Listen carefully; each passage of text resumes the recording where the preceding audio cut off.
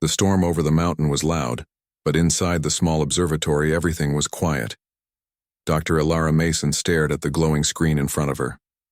Lines of code and static waves moved across it like ghosts. She rubbed her eyes and leaned closer.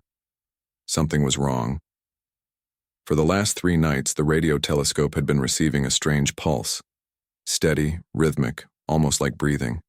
It came every 4.6 seconds from a point far beyond the known edge of the galaxy. It was too regular to be natural, too deliberate, Ilara whispered to herself. It's not noise. It's something trying to talk. Her colleague, Ravi Patel, entered the room holding 2 cups of coffee. You're still here? You've been watching that same pattern all night? She nodded without looking away. It changed tonight. The signal's stronger, more organized. Ravi frowned. It's probably interference. Maybe a satellite reflection. But Ilara shook her head. No, it's intelligent. She typed a few commands, isolating a section of the pattern. On the monitor, the noise became symbols. Geometric shapes, repeating sequences, perfect symmetry. It looked like language. Her heart raced. Ravi leaned closer. You think someone sent this? Ilara didn't answer. Instead, she replayed the sequence. The room filled with the eerie rhythm of deep space sound. It was haunting. Outside, thunder rolled across the mountains. Inside, Ilara smiled faintly. If someone is sending this, I want to know why. She didn't sleep that night. She kept decoding, translating, rearranging. Hours passed. When the morning sun broke through the storm, she finally saw something strange. A set of coordinates hidden within the pulse pattern. Coordinates pointing to Earth. Her breath caught. It's coming from us? No, that didn't make sense. The signal's source was billions of light years away. But inside its structure, there was data describing our own planet. It knew we existed. Ravi came back in. Ilara, director wants you to stop. The system's overloaded. We could lose the telescope. She ignored him. Her fingers danced across the keyboard. I just need one more scan. The speakers crackled. A high, sharp tone cut through the room. For a moment, every light flickered. The computers froze. Then words appeared on her monitor. Not English, not any human language, but clear, defined text. She took a deep breath. It's waiting for a response. Wait, Ravi said. You're not thinking... But she was. The observatory had a transmitter, small but powerful enough to send a reply burst toward the stars. Her hands trembled as she typed a short binary message. We hear you. She pressed send. The storm outside suddenly went silent. Even the air seemed to hold its breath. For a few seconds, nothing happened. Then the lights dimmed again. The monitors flashed white. Lines of new code filled the screen faster than the computer could process. What did you do? Ravi shouted. Ilara stared, frozen. The signal was no longer coming from space. It was coming back, stronger, faster, alive. In the main console, data streams split into thousands of patterns merging into a shape, a strange, spiraling design, pulsing like a heartbeat. The observatory's power grid overloaded and alarms began to scream. Ilara, shut it down! She couldn't move. The spiral was mesmerizing. It felt like it was watching her. Her mind filled with flashes, images of dark towers, endless stars, voices whispering in a language she couldn't understand. Then everything went black. Hours later, rescue teams found the observatory dark and silent. Power systems were fried. The telescope's dish was twisted, as if something had melted it from the inside. Dr. Ilara Mason was found sitting in front of her console, eyes open, whispering a single sentence over and over. It wasn't meant for us. The world thought the signal was over. The observatory was sealed, the files locked, and Dr. Ilara Mason was taken to a government research facility for observation. Official reports said a power surge had destroyed the data. The truth was much darker. Ilara barely spoke. She spent her days staring at the white walls of her room, whispering to herself in a strange rhythm. A pulse, 4 seconds long, then silence. Again and again, the same pattern that had come from the stars. In another part of the world, something strange began to happen. Power grids flickered. Satellites lost connection. Ocean sensors picked up low-frequency sounds that no one could explain. Deep, slow, mechanical heartbeats beneath the waves. At first, scientists blamed solar storms. But when cities thousands of miles apart began to experience the same blackouts at the same exact second, people started to panic. News channels filled with speculation. Is this cyber warfare? A natural phenomenon? A message? No one knew. But Ilara knew. Inside her mind, the images she saw during the blackout had not stopped. Every night she dreamed of a dark horizon, towers of metal rising from a cold alien ocean. A red star burned in the sky, and in its light she saw shapes moving. Something was building. On the sixth night she woke up screaming. The doctors rushed in, but she grabbed one of them by the arm and whispered, "It's coming from beneath us." We didn't receive the signal. We activated it.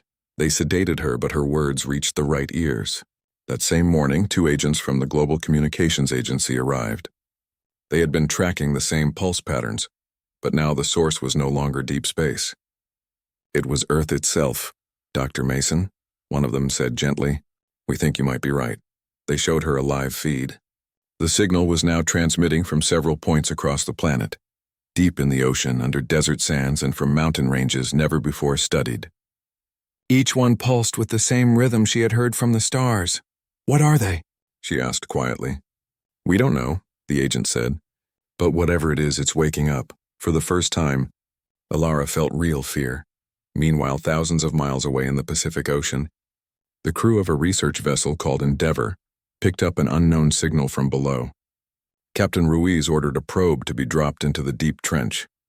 As the probe descended, its lights revealed shapes that shouldn't exist, smooth metallic surfaces under miles of rock.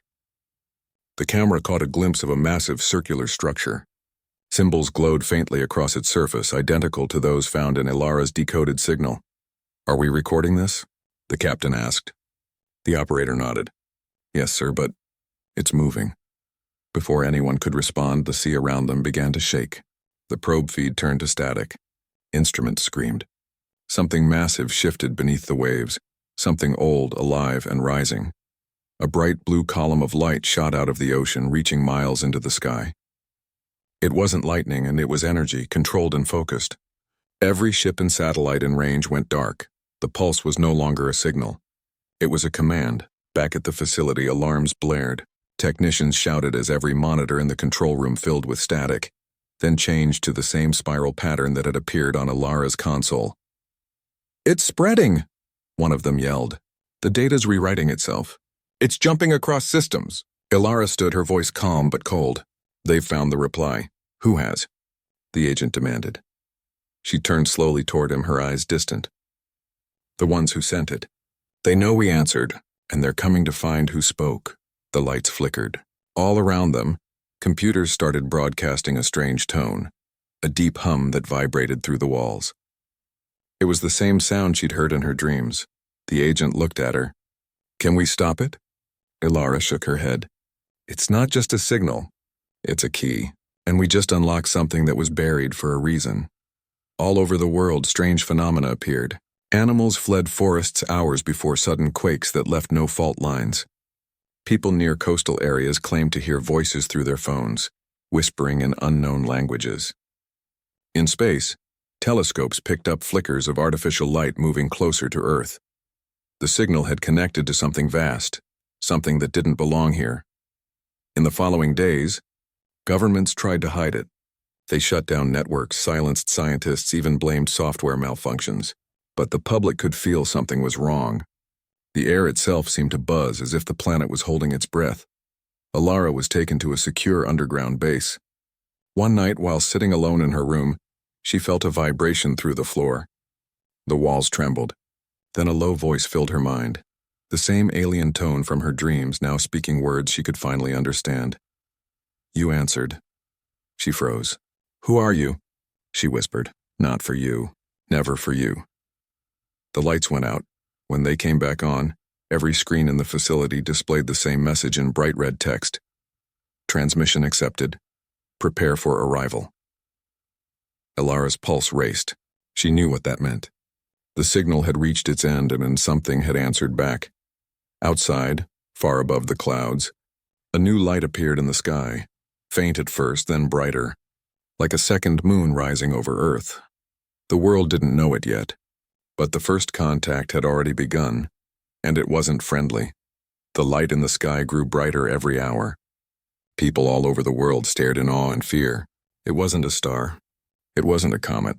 It hovered silently above the earth, casting shadows across cities and oceans. Airplanes were grounded, satellites went offline, and governments issued emergency broadcasts. Panic spread like wildfire. Dr. Alara Mason watched the sky from the underground base. She had seen glimpses of it in her dreams, and now it was real. The shape was massive, a smooth, black, cylindrical object larger than any mountain range. No engines, no wings, no visible means of propulsion, yet it moved with purpose, hovering over major continents. Ravi Patel, who had been sent to assist her, whispered, "What is it?" Alara didn't answer at first. She could feel it in her chest, a resonance she could not explain. The pulse from the signal had returned, slow, deliberate, and growing stronger. It wasn't just a signal anymore. It was a presence. Suddenly, the observatory's sensors, long dormant, began picking up readings again, not from space, but from the object itself. It emitted an energy field that warped electromagnetic waves, bending light around it like water flows around a stone. Satellites could no longer see it clearly. Radar failed. The object had intelligence, and it knew it was being watched. Meanwhile, in the Pacific, Captain Ruiz and his crew aboard the Endeavour had been tracking the massive energy beam that had shot from the ocean weeks ago. They saw the object descend over the trenches. The water boiled violently around it. Instruments went haywire. And then, through the murky depths, a massive structure began to rise from the ocean floor, matching the shape of the object in orbit. "It's connected," the captain muttered. "It's all connected." Back at the base, Alara felt a tremor through the earth itself. It was subtle, almost like a heartbeat, but unmistakable. She turned to Ravi, voice low. "They're scanning us." The reply, "The signal we sent." It drew them here. Ravi swallowed hard. "Are we ready for them?" Alara shook her head. "We've never been ready. Humanity never was. But we're here. That counts for something." The world governments tried to communicate. High-frequency radio, lasers, even satellites beaming lights into the object. Nothing worked. Every attempt was ignored, or worse. The energy field absorbed it, rerouted it, and sent it back. The object was learning. Then the first attack came. It wasn't a missile, not at first. Cities reported power surges, communications blackout, and strange atmospheric disturbances. In some places, entire buildings hummed and vibrated. People reported seeing lights moving inside structures, almost like the object was reorganizing matter itself. Alara realized what was happening. The signal hadn't just drawn them here. It had given them a way to interact with the planet, a way to reshape it. In a remote desert, satellites captured a strange event. The object lowered a beam of energy, and the ground cracked open. Inside the fissure, strange geometric machines emerged, silent, perfect, and alive. They moved in precise patterns, scanning, probing, and altering the terrain. "Terraforming," Alara whispered. Or, scanning, preparing. Across the oceans, the same structures were emerging from the deep. Mountains shifted.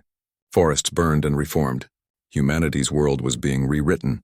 Ravi turned to her, fear clear in his eyes. "Can we fight it?" She looked at him, steady and resolute. "We fight, because that's what we do. That's humanity. They may be stronger, older, smarter, but they didn't predict us. They didn't count on our will." As night fell, the object in orbit pulsed a deep blue light. Cities in its shadow went dark. The people who looked up saw faces reflected in the glow. Not alien faces, but shapes of themselves, mirrored and distorted. It was as if the object was learning not only the planet, but the people on it. Alara studied the readings. Her mind raced. The signal they had sent was not a greeting. It was a beacon, a call to attention, and now the beings, and whatever they were, had arrived to respond. Suddenly, all screens in the base flickered. Images appeared, endless star fields, towering cities of black metal, and creatures that seemed to move between dimensions. One figure stepped forward, and Alara felt it in her mind more than her eyes. A consciousness, vast and incomprehensible, speaking directly to her thoughts. "You reached out." "You were not meant to." Her pulse quickened. "Why us?" she whispered aloud. "Because you answered." Ravi grabbed her arm. Ilara, we need to... But before he could finish, the object pulsed again. A wave of energy swept across the base. Lights exploded. Metal bent. Instruments shattered. The building itself seemed alive, screaming as the pulse passed through it. When the light faded, Ilara saw a figure outside the reinforced window. Something massive. Humanoid in shape, but impossibly tall and shimmering. Its eyes were voids, but she could feel them looking straight through her. And in that moment, she understood the truth. Humanity had just become visible. Visible to a force that had never intended to notice them. For the first time, the world realized the reply had been answered, and whatever had come to respond was far from friendly. The world was changing and no one could stop it. Dr. Ilara Mason sat in the lab of the underground facility, her eyes fixed on the glowing screen. Every sensor, every monitor, every satellite feed pointed to one terrifying truth. The signal wasn't a gift. It was a warning. She had spent days decoding the layers of the pulse, working through patterns that seemed impossible for a human mind to understand. But finally, a fragment began to make sense. A small piece of the original transmission, hidden beneath layers of binary and alien geometry. Her heart pounded as the words formed in her mind, not on the screen. It wasn't language as humans knew it. It was a map of thought, a direct message to the consciousness of whoever responded. And the message said one thing clearly: we do not come in peace. This was never meant for you. You should not exist. Ilara froze. Her hands hovered over the keyboard. Every scientist she had known had warned her about the dangers of responding. But she had not listened. She had pressed send. Now the universe was replying. Outside, the black object hovered silently over Earth. But it wasn't alone. Tiny vessels, smaller than satellites but faster than anything man-made, zipped through the atmosphere. They scanned the planet with a precision that was frightening. Rivers glowed as if lit from below, forests shifted and mountains quivered. Ravi Patel entered the lab, his face pale. Ilara, we need to evacuate. No, she said firmly. We stay, we have to finish decoding the message. We need to know what they want, or at least what we're dealing with. Ravi hesitated. And if we don't like what we find?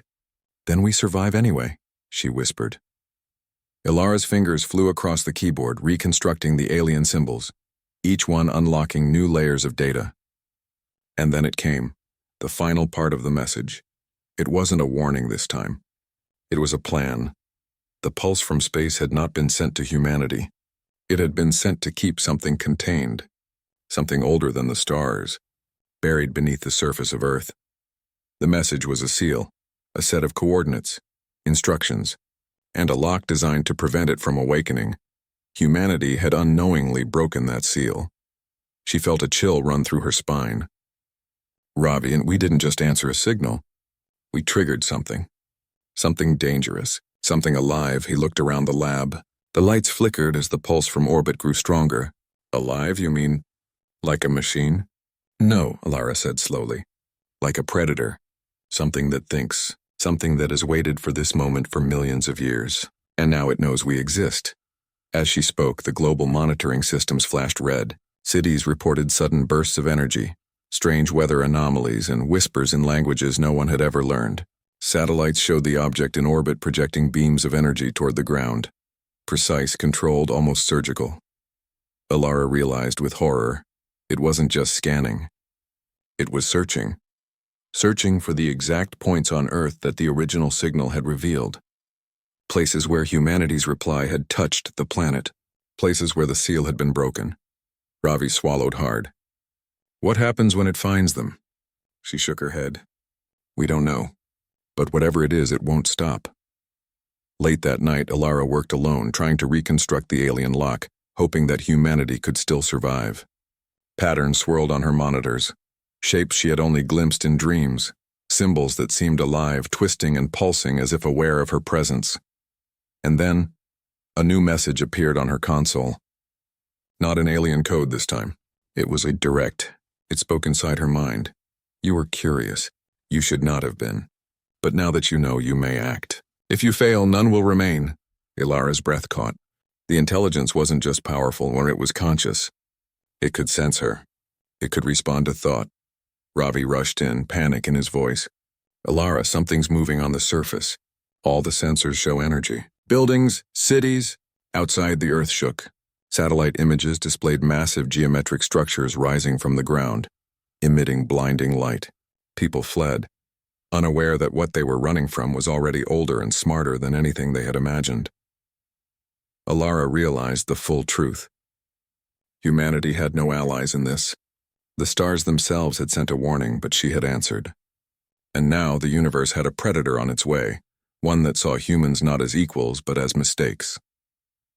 She looked at Ravi. We have to prepare. Not just to survive, but to fight. Somehow, we have to use what we've learned. Their message isn't just a warning, it's a weapon, and maybe, just maybe, we can turn it against them. As the night deepened, a new pulse spread across the earth, from orbit, from the ocean, from the mountains, connecting the alien object, its vessels, and the structures rising from below. The message was clear. The hunt had begun. Humanity had answered the wrong call. And now, the universe was coming to claim what it had discovered. The world was no longer the same. Cities lay in partial darkness. Communications were patchy at best. Satellites that had orbited Earth for decades were gone, either destroyed or absorbed into the strange energy field surrounding the black object above. The pulse that had once been a quiet rhythm in Dr. Alara Mason's observatory now reverberated across the entire planet, connecting every living being, every machine, every structure in a way humanity couldn't understand. Alara and Ravi worked tirelessly in the underground facility. They had decrypted parts of the alien message, but every discovery brought more questions and more fear. They're everywhere, Ravi said quietly, staring at the monitors. Every continent, every ocean, every mountain. The structures, the energy. It's spreading faster than we imagined. Alara nodded grimly. They're not just looking. They're activating something that's been dormant for millions of years. Whatever was buried beneath Earth is waking up, because we answered. Across the globe, strange phenomena erupted. Forests rearranged themselves overnight. Rivers carved new paths, and deserts moved like sandstorms under invisible hands. People reported seeing visions, flashes of black towers and endless alien cities. Some heard whispers telling them secrets, others telling them to run. In major cities, power grids failed. Skyscrapers hummed with strange energy, and entire districts went silent. Those who went to investigate often didn't return. In one incident, a research team sent to examine a volcano vanished, leaving only their instruments behind, bent and melted, as if consumed by invisible fire. The alien object above seemed to pulse with satisfaction, a rhythm in the sky that mirrored the pulse in the oceans, mountains, and even underground networks. Humanity was no longer just observed. Humanity was being tested. Alara and Ravi realized the truth. This was not a simple invasion. The alien intelligence was not interested in direct combat. Its method was slow, precise, and terrifyingly efficient. It was rewriting the planet, scanning for weaknesses, manipulating natural and artificial systems, and erasing humanity's advantages one by one. Every major city, every key infrastructure point, Alara said, her voice shaking. They're targeting them simultaneously. They're using the signal to control the Earth itself. Ravi's face turned pale. If they finish, there'll be nothing left to fight for. Alara clenched her fists. Then we stop them before that happens, somehow. But time was running out. The alien vessels that had emerged from the oceans, deserts, and forests were now fully operational. Each emitted energy beams that could cut through steel, stone, and even reinforced concrete with terrifying ease. Entire army bases fell within minutes, their communications wiped clean. People across the globe tried to resist. Fighter jets scrambled, but their electronics failed. Ships at sea were crushed or redirected by invisible forces. Humanity's weapons were powerless against something that manipulated the very world around them. In the midst of the chaos, Alara discovered something remarkable. The alien pulse had a pattern, a sequence that, if understood and manipulated, could be used as a countermeasure. It was risky. She would have to communicate back through the same signal, but this time with knowledge she had gained from decoding the message. We can't just survive, she told Ravi. We can fight. Not with weapons, with intelligence. With humanity's greatest strength, creativity, adaptability, and will. Ravi shook his head. We're talking about something that thinks faster than any human, controls nature, and moves in ways we can't even perceive. How do you fight that? Ilara's eyes burned with determination. We don't have a choice. If we do nothing, we die. If we act, maybe we have a chance. The first test came almost immediately. A major city had been partially overtaken. Buildings hummed with alien energy, and civilians were trapped inside, paralyzed by the strange force moving through the streets. Ilara and Ravi coordinated with emergency teams, guiding them using old analog systems that couldn't be affected by the alien pulse. Humans moved quietly, cautiously, and with purpose. Every small victory, saving a building, rescuing civilians, cutting off energy surges, was a rebellion. A statement. Humanity fighting back. The alien intelligence noticed. The object above pulsed violently, and a beam of energy struck the outskirts of the city.